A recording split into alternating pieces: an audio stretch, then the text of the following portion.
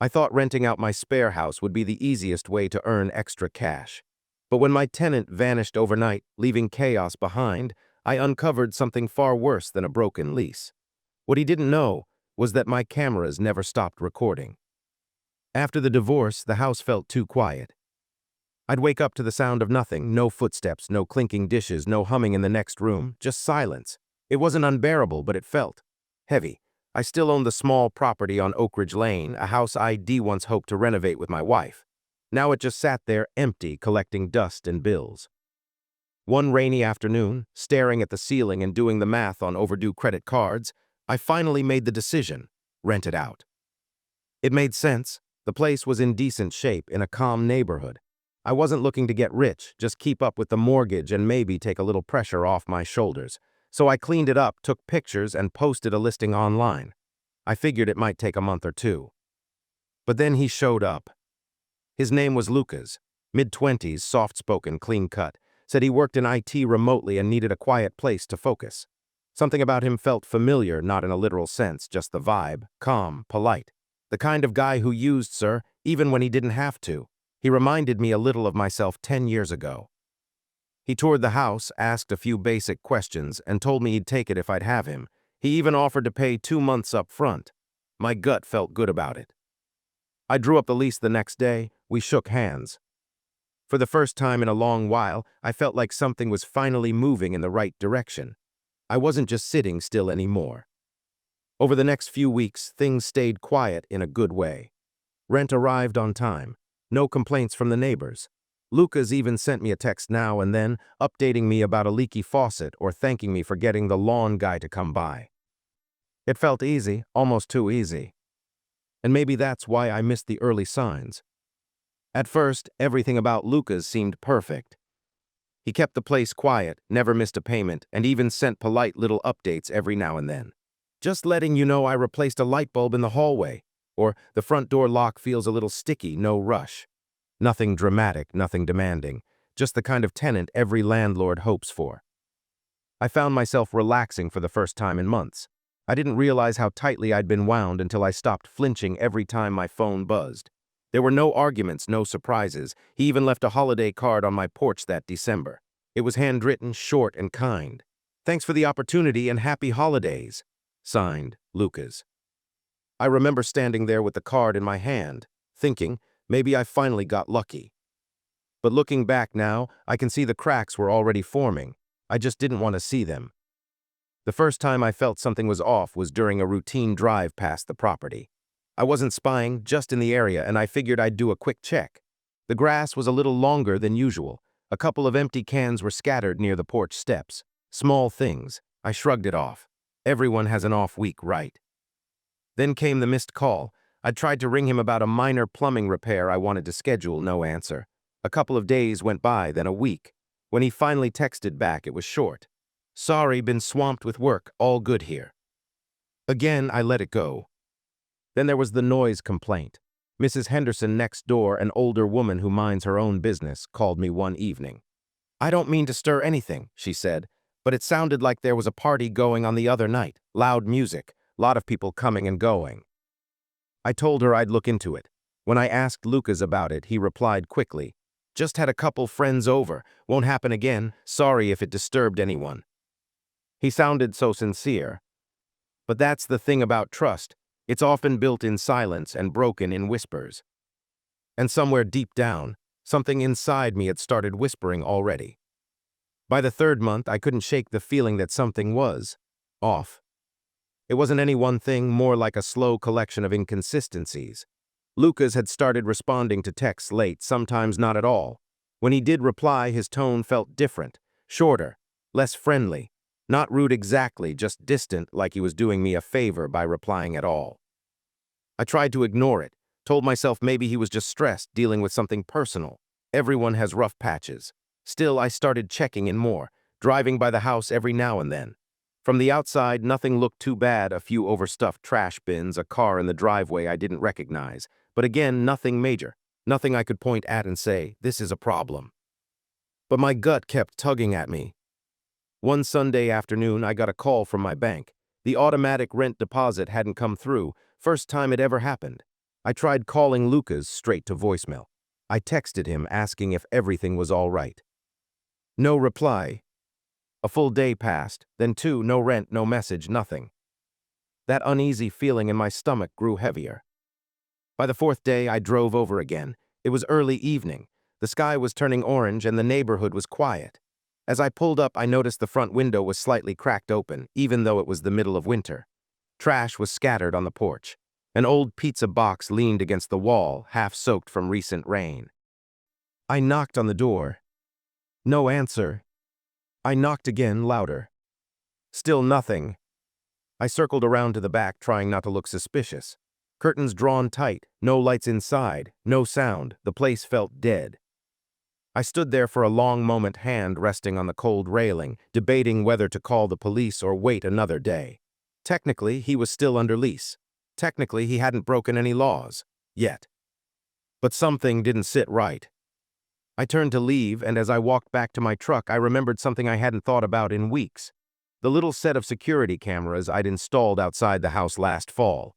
Just a basic system. Motion sensors, cloud backups. I hadn't checked them in months. But maybe now was the time to start. That night I sat at the kitchen table, laptop open, heart pounding harder than I'd like to admit. I logged into the camera system. I'd set it up months ago, mostly just for peace of mind. 3 cameras, one on the front porch, one watching the driveway, and another angled at the back door. The footage rolled in silent black and white, motion-triggered clips stored on a cloud server I'd nearly forgotten existed. The most recent video, almost 2 weeks old. The timestamp read 2:13 a.m. I clicked play. It was dark, the porch lit only by a dim overhead light. Lucas appeared in the frame, pacing, looking over his shoulder every few seconds. He had 2 trash bags slung over his shoulder, but they didn't look like garbage. They looked heavy, full of something else. He dropped them in the trunk of a car I didn't recognize. Then he went back inside. 5 minutes later, he came back out with another bag. Then he was gone. I checked the following days. Nothing, no movement, no return. It hit me like a wave. Lucas had disappeared just like that. I sat back in my chair, stunned. No warning, no goodbye, no rent. Just vanished with the house still in his name and my property sealed shut like a tomb. I called his number again, straight to voicemail. The message was the same. "Hi, this is Lucas. Leave a message and I'll get back to you." I left a message, but it felt pointless. I already knew he wouldn't call back. There was a moment, just a few seconds, where I felt like a fool. Not angry, not sad, just foolish. I'd trusted him. Genuinely believed I'd found someone decent, someone responsible. I'd wanted to believe that. And now the house was quiet again. But not the kind of quiet I used to crave. This was the unsettling, brittle kind. Like something had been hollowed out and left to rot. I didn't sleep that night. Instead, I sat up scrolling through more camera footage, piecing together the last few days before he vanished. Friends coming and going, one too many cars pulling in. One clip even showed someone stumbling around the porch, clearly drunk, yelling something I couldn't make out. That house wasn't mine anymore, not really. And I knew deep down I had to go inside. But first, I needed help. The next morning, I drove to the house again. I'd been turning it over in my mind all night, whether I had the right to enter, whether I was overreacting. But after 2 missed rent payments, a vanished tenant, and the footage I'd seen, I didn't feel like a landlord anymore. I felt like someone cleaning up after a storm. The front door was locked, but I still had the key. My hand hesitated before I slid it, and part of me didn't want to see what was on the other side. But I had to, not just to check on the place, but to confirm what I already suspected. The second the door opened, the smell hit me. Stale beer, mold, and something worse, something sour and chemical, like rotting food or a spilled bottle of something left to bake in the heat. The living room was trashed. The couch cushions were torn open, stuffing everywhere. Red plastic cups littered the floor. Cigarette butts overflowed from an old cereal bowl. And the walls, God, the walls. One had spray paint on it, a huge, messy tag that looked like it was done during a blackout. I stepped carefully inside, trying to make sense of it. Every room told the same story. The kitchen was sticky, the fridge buzzing loudly and empty. Cabinets hung open. One bedroom door had a hole punched straight through it, like someone lost their temper and couldn't find a better outlet. I walked from room to room in stunned silence. The final straw was the bathroom, tiles cracked, sink overflowing with dark water that smelled like sewage. That's when the anger finally kicked in. This wasn't just neglect. This was disrespect. He didn't just leave, he destroyed. I left the house shaking, more from rage than fear. Back home, I pulled up the camera footage again. This time, I watched everything. Not just the clips where Lucas appeared, but the nights where strangers stumbled around, where cars pulled up and dropped people off at all hours. There were fights in the driveway. One guy even threw up into my bushes. I watched them laugh about it. I took screenshots, saved every clip. I was done hoping Lucas would come back and make things right. It was time to report him. The police station smelled like burnt coffee and floor cleaner. I sat in a hard plastic chair, holding a USB drive in one hand and a manila folder full of printed screenshots in the other. The house felt like it had been ransacked, like someone had taken a piece of my life and dragged it through the dirt. But sitting here under fluorescent lights, it was hard to tell if anyone cared. Eventually, an officer called me up. Officer Daniels, early 40s, polite but clearly overworked. I explained everything. How I'd rented out my house to a man named Lucas, how he'd vanished without a word, how the place was trashed. Then I slid the USB drive across the desk like it was a loaded weapon. "I have footage," I said. "You need to see it." He nodded slowly, typing something into the system. "We'll take a look. Sounds like criminal damage to property, maybe some trespassing by others. Do you know where Lucas is now?" "No," I said. "His phone's off. He hasn't responded in weeks." Daniels didn't look surprised. "Unfortunately, unless we have an address or license plate to track, it could take time. This happens more often than you think." More often than you think. That stuck with me, like my pain was just another case file. He promised they'd open a report and that someone from investigations would be in touch. I left the station feeling like I'd just shouted into a canyon. Yes, I'd taken a step forward, but it didn't feel like justice. It felt like limbo. Over the next few days, I waited. I cleaned what I could at the house, gloves on, mask covering the smell. Every shattered drawer, every cigarette burn in the carpet made my chest tighter. This wasn't just about money anymore. It was about respect, about what I'd built being torn down by someone I trusted. I followed up with the police twice. Both times I got the same answer. "It's under review." I could hear the indifference in their voices. Maybe not cold, but distant, like this kind of thing was too common to take personally. But I was taking it personally. That house wasn't just property. It was a piece of my past, my effort, my stability. And if the system wasn't going to chase him, maybe I had to. The police weren't moving fast, if they were moving at all. Every day that passed, I felt like Lucas was slipping further away. He had done the damage and vanished into thin air, while I was left holding the wreckage and waiting for answers that never came. So I stopped waiting. I started digging. First, I went through every text he'd ever sent me looking for clues. He'd once mentioned a company he freelanced for, a small IT firm based out of Chicago. I searched it online, nothing concrete, no employee page, no record of him listed anywhere. Then I checked the rental application I'd made him fill out when we signed the lease. Name, Lucas H. Wallace. Current job, self-employed. Emergency contact, NA. It hit me how little I actually knew about him. I felt like an idiot. I'd trusted him because he looked clean-cut, because he'd been polite, because I wanted to believe the best. But I hadn't done a background check, no references. I just let him walk into my life and plant a quiet little time bomb. Still, there were crumbs. In the video footage, I spotted 2 vehicles that kept showing up in the driveway late at night. I paused one clip where a guy stepped out of a black Honda with plates barely visible. I zoomed in. It was blurry, but I could make out part of the license number. I wrote it down. Then I called in a favor. My cousin Mike works private security. We're not close, but he owes me a favor from way back when I helped him move cross-country. I asked if he could help track the plate, not officially, just find out who owned it. At first, he was hesitant, but when I told him what happened, he agreed. "It'll take a few days," he said. "No promises." That night, I couldn't sleep. My brain wouldn't stop spinning. What if Lucas had done this before? What if he'd been running the same con in other towns? What if I was just one name on a long list of victims? I looked through the videos again, frame by frame. I started recognizing some of the faces. The same guys showing up again and again, drinking, laughing, treating my home like it was a trashy motel. They thought they got away with it. But I wasn't done. 3 days later, Mike called. He sounded groggy. I must have caught him just waking up. "You're lucky I still owe you, man," he said with a yawn. "That plate you sent me, I got something." I sat up straighter. "Yeah. It's registered to a guy named Ben Kessler.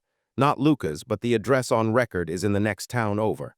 Doesn't mean your tenant lives there, but they're connected somehow. You want the address?" I grabbed a pen like it was a lifeline. "Yeah, please." He gave it to me along with a warning. "Be careful, okay? You don't know what kind of people you're messing with." I hung up and stared at the paper. It was the first real lead I'd had since Luca's disappeared. For the first time in weeks, I felt something spark in my chest. Not anger, not just that. It was focus, purpose. I drove out there the same afternoon. The house wasn't what I expected. Small, quiet, rundown, but not in a dangerous way, just tired. The kind of place you pass 100 times and never really notice. I parked across the street and waited. About 10 minutes later, I saw him. Ben, I recognized him from the footage. He was one of the guys who'd stumbled around my porch, drinking from a bottle, laughing like he owned the place. Now he was stepping outside this little house, lighting a cigarette. I wanted to march across the street and scream at him, but I didn't. Instead, I pulled out my phone and started recording. He didn't notice me, just stood there scrolling his phone, blowing smoke into the breeze. I watched, waited. Then the door behind him opened and Lucas stepped out. My heart nearly stopped. It was him, hair a little longer, hoodie pulled up. But it was him, alive, walking free like nothing had happened. He was laughing, talking casually, not a single trace of guilt on his face. They thought they'd gotten away. But now I had proof. I went straight home and backed up the video, sent it to Officer Daniels with a short message. "He's alive, I have an address." This time I got a response. The reply came faster than I expected. Officer Daniels wrote, "Thanks forwarding this to investigations. We'll send a unit to verify, keep your phone on." For the first time in weeks, I felt like I could breathe. Not fully, not yet, but enough to feel the pressure in my chest loosen. The footage had done what my words couldn't. Lucas couldn't hide behind excuses anymore. He couldn't ghost his way out of this. I didn't want to be petty. I didn't want revenge, but I did want accountability. The next 2 days passed in slow motion. I checked my email like a man obsessed, hoping for an update. Nothing. I called Daniels once, left a message. No reply. Then on the third morning, just as I was sipping lukewarm coffee, my phone rang. It was him. "We found him," Daniels said. "He was at the address you gave. We brought him in for questioning." My heart thudded. Did he admit to anything? He's denying most of it. Said the damage was there when he moved in. Said he was forced out by squatters and couldn't get back in. I almost laughed. Forced out. That house had been his party den, his playground, and I had the video to prove it. Daniels continued, "But the footage helps, especially the night clips. You did good keeping that system running." I exhaled slowly. "So what happens now?" "He'll be facing charges. Property damage, possible trespassing, depending on what the DA wants to pursue. We might need you to come in and make a formal statement." "I'll be there," I said without hesitation. That afternoon, I drove back to the house again. It was quiet now, truly empty for the first time since he left. I walked through the wreckage differently this time, not as a victim, but as someone reclaiming what was his. I stood in the middle of the living room, looked at the spray paint on the wall, the broken furniture, the trash, and I didn't feel hopeless anymore. He was caught, he would face what he did. Maybe not all of it, maybe not enough, but something. And for me, that was the beginning of healing. The beginning of moving forward. It took weeks to clean everything. I replaced the doors, scrubbed the walls until my arms ached, hauled out the broken furniture and replaced the cracked tiles in the bathroom myself. Every task was slow, methodical, and strangely therapeutic, like I was scrubbing away more than just dirt. I was reclaiming something. Lucas had left behind a mess, but not a permanent one. And as I stood in what used to be a war zone, now fresh with paint and silence, I realized the house felt like mine again. Not just legally, emotionally. The day the new tenants moved in, I stood at the edge of the driveway and watched them carry boxes through the door. A quiet couple, older, respectful, the kind of people you hope for when you're handing over keys to your property. We had coffee the week before and I told them about the house, honestly. They listened. They appreciated the honesty. And they weren't put off by the past. That meant something to me. The legal side wasn't over, Lucas was still going through the system. I received updates now and then. He was fighting some of the charges, as expected, but with the video evidence and my statement, the case was holding up. I didn't expect to get a single dollar back, and honestly, I'd stopped caring about the money. What mattered more was that he didn't just walk away from it. He had to look someone in the eye, a judge, the police, me, and answer for what he did. That was enough. I've learned a lot since then. About people, about trust, about what it means to protect what you build. I don't rent out the house blindly anymore. Background checks, references, written agreements, everything I should have done from the start I do now. It's not about being paranoid, it's about being prepared. And maybe that's the biggest change. I'm not naive anymore. But I'm not bitter either. The house is quiet again, peaceful, and this time it's the kind of quiet I can live with. Sometimes at night I still check the camera feeds, just a quick glance, a habit I haven't shaken. The porch is empty, the driveway still, everything just as it should be. It's not about fear anymore. It's about peace of mind. And I earned it.